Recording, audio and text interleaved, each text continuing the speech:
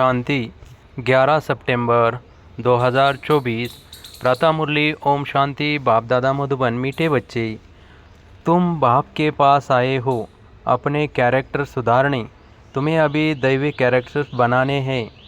प्रश्न, तुम बच्चों को आंखें बंद करके बैठने की मना क्यों की जाती है? उत्तर, क्योंकि नज़र से निहाल करने वाला बाप तुम्हारे सम्मुख है। अगर आंखें बंद होगी तो निहाल कैसे होंगे? स्कूल में आंखें बंद करके नहीं बैठते हैं। आंखें बंद होगी तो सुस्ती आएगी। तुम बच्चे तो स्कूल में पढ़ाई पढ़ रहे हो। यह सोर्स ऑफ इनकम है। लाखों पद्मों की कमाई हो रही है। कमाई में सुस्ती उदासी नहीं आ सकती। ओम शांति। मीठे मीठे रूहानी बच्चों प्रति बाप समझाते हैं। यह तो बच्चे जानते हैं कि रूहानी बाप परम धाम से आकर हमको पढ़ा रहे हैं। क्या पढ़ा रहे हैं? बाप के साथ आत्मा का योग लगाना सिखलाते हैं। जिसको याद की यात्रा कहाँ जाता है यह भी बताया है।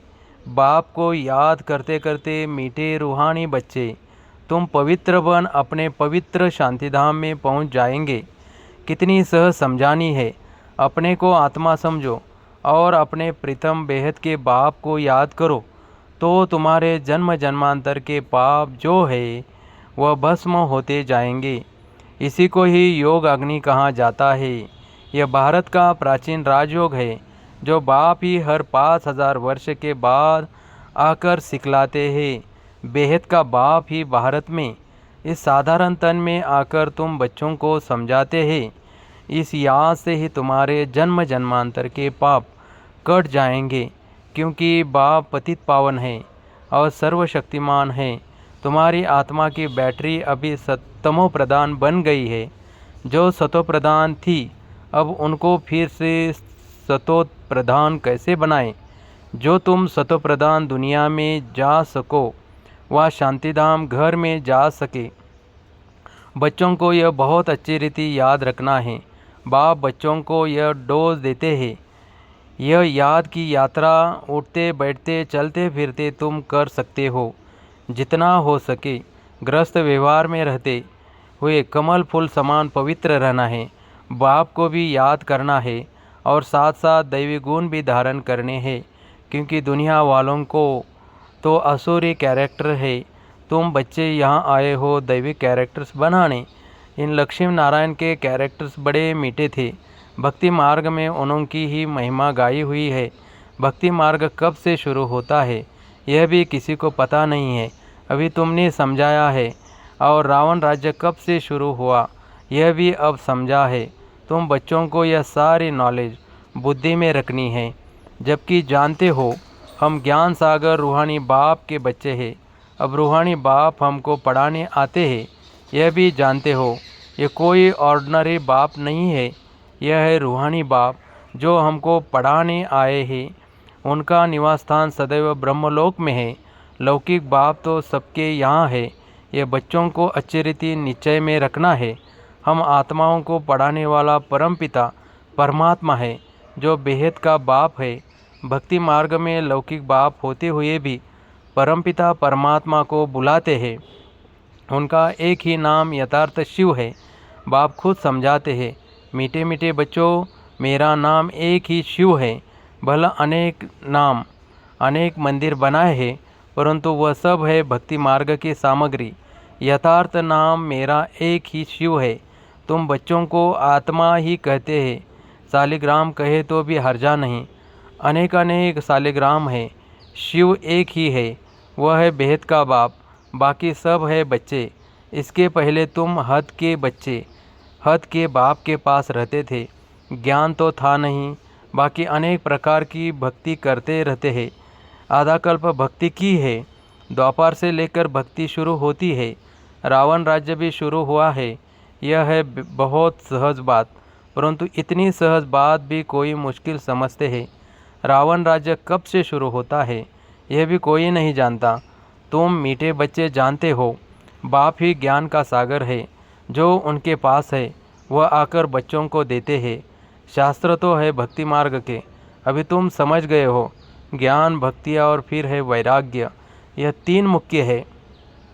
सन्यासी लोग भी जानते हैं ज्ञान, भक्ति और वैराग्य, परंतु सन्यासियों का है अपना हद का वैराग्य, वह बेहद का वैराग्य सिखला न सके। दो प्रकार के वैराग्य है, एक है हद का, दूसरा है बेहद का, वह है हठ योगी। सन्यासियों का वैराग्य यह है बेहद का, तुम्हारा है राजयोग। वह घर बार छोड़ जंगल में चले जाते हैं तो उनका नाम ही पड़ जाता है सन्यासी। हठ योगी घर बार छोड़ते हैं पवित्र रहने के लिए। यह भी है अच्छा। बाप कहते हैं भारत तो बहुत पवित्र था, इतना पवित्र खंड और कोई होता नहीं। भारत की तो बहुत ऊंची महिमा है जो भारतवासी खुद नहीं जानते हैं। बाप को भूलने कारण सब कुछ भूल जाते हैं, अर्थात नास्तिक निधन के बन पड़ते हैं। सतयुग में कितनी सुख शांति थी, अभी कितनी दुख अशांति है। मूल वतन तो है ही शांति धाम, जहाँ हम आत्माएं रहती है। आत्माएं अपने घर से यहाँ आती है बेहद का पाठ बजाने। अभी ये है पुरुषोत्तम संगम युग, जबकि बेहद का बाप आते हैं नई दुनिया में ले चलने के लिए। बाप आकर उत्तम ते उत्तम बनाते हैं। ऊंचते ऊंच भगवान कहाँ जाता है, परंतु वह कौन है, किसको कहाँ जाता है, यह कुछ भी समझते नहीं है। एक बड़ा लिंग रख दिया है, समझते हैं यह निराकार परमात्मा है, हम आत्माओं का वह बाप है, यह भी नहीं समझते, सिर्फ पूजा करते हैं। हमेशा शिव बाबा कहते हैं, रुद्र बाबा व बबुलनाथ बाबा नहीं कहेंगे। तुम लिखते भी हो, शिव बाबा याद है, वर्षा याद है। ये स्लोगन घर घर में लगाने चाहिए। शिव बाबा को याद करो तो पाप भस्म होंगे, क्योंकि पतित पावन एक ही बाप है। इस पतित दुनिया में तो एक भी पावन हो न सकता, पावन दुनिया में फिर एक भी पतित नहीं हो सकता। शास्त्रों में तो सब जगह पतित लिख दिए हैं। त्रेता में भी कहते रावण था, सीता चुराई गई। श्री कृष्ण के साथ कंस, जरासंधी, हिरण्यकश्यप आदि दिखाए हैं। श्री कृष्ण पर कलंक लगा दिए हैं। अब सतयुग में यह सब हो नहीं सकते। कितने झूठे कलंक लगाए हैं, बाप पर भी कलंक लगाए हैं तो देवताओं पर भी कलंक लगाए हैं। सबकी ग्लानि करते रहते हैं। तो अब बाप कहते हैं यह याद की यात्रा है, आत्मा को पवित्र बनाने की। पावन बन फिर पावन दुनिया में जाना है। बाप 84 का चक्र भी समझाते हैं। अभी तुम्हारा यह अंतिम जन्म है, फिर घर जाना है। घर में शरीर तो नहीं जाएगा, सब आत्माएं जानी है। इसलिए मीठे मीठे रूहानी बच्चों, अपने को आत्मा समझकर बैठो, देह नहीं समझो। और सत्संगों में तो तुम देही अभिमानी हो बैठते हो। यहाँ बाप कहते हैं देही अभिमानी होकर बैठो। जैसे मेरे में यहाँ संस्कार है, मैं ज्ञान का सागर हूँ। तुम बच्चों को भी ऐसा बनना है। बेहद के बाप और हद के बाप का कॉन्ट्रास्ट भी बतलाते हैं। बेहद का बाप बैठ तुमको सारा ज्ञान समझाते हैं। आगे नहीं जानते थे, अब इस सृष्टि का चक्र कैसे फिरता है, उनका आदि मध्य अंत और चक्र की आयु कितनी है, सब बतलाते हैं। भक्ति मार्ग में तो कल्प की आयु लाखों वर्ष सुनाकर घोर अंधियारे में डाल दिया है, नीचे ही उतरते आए हैं। कहते भी है ना, जितना हम भक्ति करेंगे उतना बाप को नीचे खींचेंगे, बाप आकर हमको पावन बनाएंगे। बाप को खींचते हैं क्योंकि पतित है, बड़े दुखी बन जाते हैं। फिर कहते हम बाप को बुलाते हैं, बाप भी देखते हैं बिल्कुल दुखी तमोप्रधान बन गए हैं। 5000 वर्ष पूरे हुए हैं, तब फिर आते हैं। ये पढ़ाई कोई इस पुरानी दुनिया के लिए नहीं है, तुम्हारी आत्मा धारण कर साथ ले जाएगी। जैसे मैं ज्ञान का सागर हूँ, तुम भी ज्ञान की नदियाँ हो। यह नॉलेज कोई इस दुनिया के लिए नहीं है, यह तो छींची दुनिया, छींची शरीर है, इनको तो छोड़ना है। शरीर तो यहाँ पवित्र हो नहीं सकता। मैं आत्माओं का बाप हूँ, आत्माओं को ही पवित्र बनाने आया हूँ। इन बातों को मनुष्य तो कुछ भी समझ नहीं सकते हैं, बिल्कुल ही पत्थर बुद्धि पतित है। इसलिए गाते हैं पतित पावन। आत्मा ही पतित बनी है, आत्मा ही सब कुछ करती है। भक्ति भी आत्मा करती है, शरीर भी आत्मा लेती है। अब बाप कहते हैं मैं तुम आत्माओं को ले जाने आया हूँ। मैं बेहद का बाप तुम आत्माओं के बुलावे पर आया हूँ। तुमने कितना पुकारा है, अभी तक भी बुलाते रहते हैं। हे पतित पावन, ओ गॉड फादर, आकर इस पुरानी दुनिया के दुखों से, डेविल से लिबरेट करो, तो हम सब घर में चले जावे। और तो कोई को पता ही नहीं है हमारा घर कहाँ है, घर में कैसे, कब जाएंगे। मुक्ति में जाने के लिए कितना माता मारते हैं, कितने गुरु करते हैं, जन्म जन्मांतर माता मारते चले आए हैं। वे गुरु लोग जीवन मुक्ति के सुख को तो जानते ही नहीं। वे चाहते हैं मुक्ति, कहते भी है विश्व में शांति कैसे हो। सन्यासी भी मुक्ति को ही जानते हैं, जीवन मुक्ति को तो जानते नहीं। परंतु मुक्ति जीवन मुक्ति दोनों वर्षा बाप ही देते हैं। तुम जब जीवन मुक्ति में रहते हो तो बाकी सब मुक्ति में चले जाते हैं। अभी तुम बच्चे नॉलेज ले रहे हो। यह बनने के लिए तुमने ही सबसे जास्ती सुख देखा है, फिर सबसे जास्ती दुख भी तुमने देखा है। आदि सनातन देवी देवता धर्म वाले तुम ही फिर धर्म भ्रष्ट कर्म भ्रष्ट हो गए हो। तुम पवित्र प्रवृत्ति मार्ग वाले थे। यह लक्ष्मी नारायण पवित्र प्रवृत्ति मार्ग के है। घर बार छोड़ना यह सन्यासियों का मार्ग है। सन्यासी भी पहले अच्छे थे, तुम भी पहले बहुत अच्छे थे, अभी तमोप्रधान बने हो। बाप कहते हैं यह ड्रामा का खेल है। बाप समझाते हैं यह पढ़ाई है ही नई दुनिया के लिए। पतित शरीर पतित दुनिया में ड्रामा अनुसार हमको फिर 5000 वर्ष के बाद आना पड़ता है। न कल्प लाखों वर्ष का है, न मैं सर्वव्यापी हूँ। यह तो तुम मेरी ग्लानि करते आए हो। मैं फिर भी तुम पर कितना उपकार करता हूँ। जितनी शिव बाबा की ग्लानि की है उतना और कोई की नहीं की है। जो बाप तुमको विश्व का मालिक बनाते हैं उनके लिए तुम कहते रहते हो सर्वव्यापी है। जब ग्लानि की भी हद हो जाती है तब फिर मैं आकर उपकार करता हूँ। यह है पुरुषोत्तम संगम योग, कल्याणकारी योग। जबकि तुमको पवित्र बनाने आता हूँ। कितनी सहज युक्ति पावन बनाने की बतलाते हैं। तुमने भक्ति मार्ग में बहुत धक्के खाए हैं। तालाब में भी स्नान करने जाते हैं, समझते हैं इससे पावन बन जाएंगे। अब कहाँ वो पानी और कहाँ पतित पावन बाप। वो सब है भक्ति मार्ग, यह है ज्ञान मार्ग।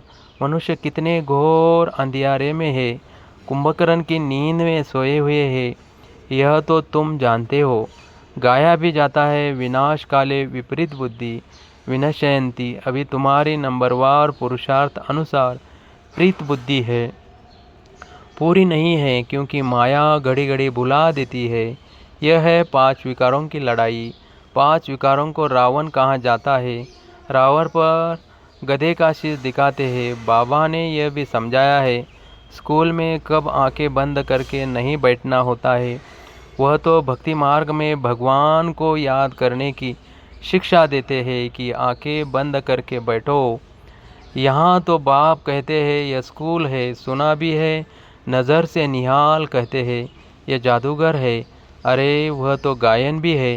देवताएं भी नज़र से निहाल होते हैं। नज़र से मनुष्य को देवता बनाने वाला जादूगर हुआ ना। बाप बैटरी चार्ज करे और बच्चे आंखें बंद कर बैठे तो क्या कहेंगे। स्कूल में आंखें बंद कर नहीं बैठते, नहीं तो सुस्ती आती है। पढ़ाई तो है सोर्स ऑफ इनकम, लाखों पद्मों की कमाई है। कमाई में कभी उबासी नहीं लेंगे। यहाँ आत्माओं को सुधारना है। यह एम ऑब्जेक्ट खड़ी है। उनकी राजधानी देखनी हो तो जाओ देलवाड़ा में, वह है जड़। यह है चैतन्य देलवाड़ा मंदिर। देवताएं भी है, स्वर्ग भी है। सर्व का सदगति दाता अबू में ही आते हैं। इसलिए बड़े ते बड़ा तीर्थ अबू ठहरा। जो भी धर्म स्थापक अथवा गुरु लोग हैं सबकी सदगति बाप यहाँ आकर करते हैं। यह सबसे बड़ा तीर्थ है, परंतु गुप्त है, इनको कोई जानते नहीं है। अच्छा, मीठे मीठे सिकिलदे बच्चों प्रति माता पिता बाप दादा का याद प्यार और गुड मॉर्निंग। रूहानी बाप के रूहानी बच्चों को नमस्ते। धारणा के लिए मुख्य सार। फर्स्ट, जो संस्कार बाप में है वही संस्कार धारण करने हैं। बाप समान ज्ञान का सागर बनना है। देही अभिमानी होकर रहने का अभ्यास करना है। 2, आत्मा रूपी बैटरी को सतोप्रधान बनाने के लिए चलते फिरते याद की यात्रा में रहना है, दैवीय कैरेक्टर्स धारण करने हैं, बहुत बहुत मीठा बनना है। वरदान। त्रिकालदर्शी बन, दिव्य बुद्धि के वरदानों को कार्य में लगाने वाले, सफलता संपन्न भव। बाप दादा ने हर बच्चे को दिव्य बुद्धि का वरदान दिया है। दिव्य बुद्धि द्वारा ही बाप को, अपने आप को और तीनों कालों को स्पष्ट जान सकते हो, सर्व शक्तियों को धारण कर सकते हो।